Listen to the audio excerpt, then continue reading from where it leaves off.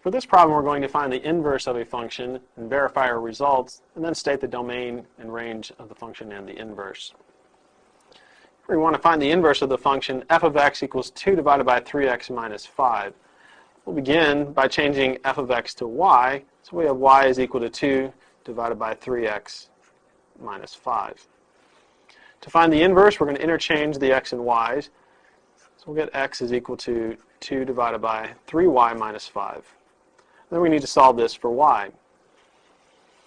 Multiply both sides by 3y minus 5. We'll have x times 3y minus 5 is equal to 2. Distribute our x. 3xy minus 5x is equal to 2. We want to isolate the term involving the y, so we'll add 5x to both sides. 3xy is equal to 2 plus 5x. We want to get the y by itself, so we're going to divide both sides by 3x. And so y is equal to 2 plus 5x divided by 3x. And that's our inverse. To verify that this is indeed the inverse, we need to check f of f inverse of x. So we need to take our inverse function.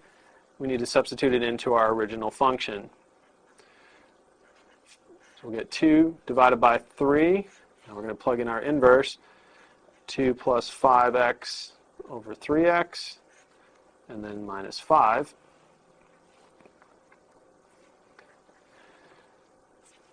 Threes will cancel, so we'll have 2 divided by 2 plus 5x over x minus 5.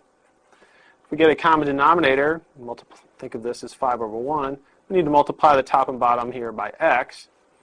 So we'll have 2 divided by 2 plus 5x minus 5x over x. 5x's are going to cancel.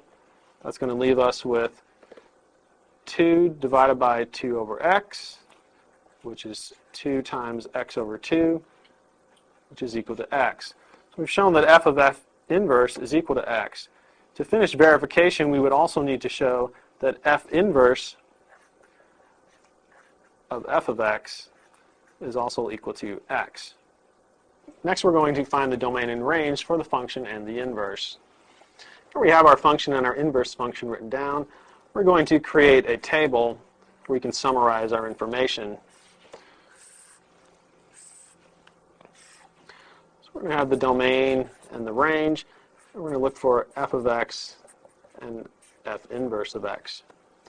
Finding the domain is often easy. The range can be difficult. So we're going to find the domains of the function and the inverse first. The function is a rational function. Remember that the domain is all real numbers except where the denominator will equal 0. We can see that the denominator will equal 0 at positive 5/3. So our domain, we'll say, is x not equal to 5/3. For the inverse function, again, it's a rational function. We look at the denominator and see this denominator will equal 0 when x is equal to 0. And so we'll say our domain here is all numbers x not equal to 0.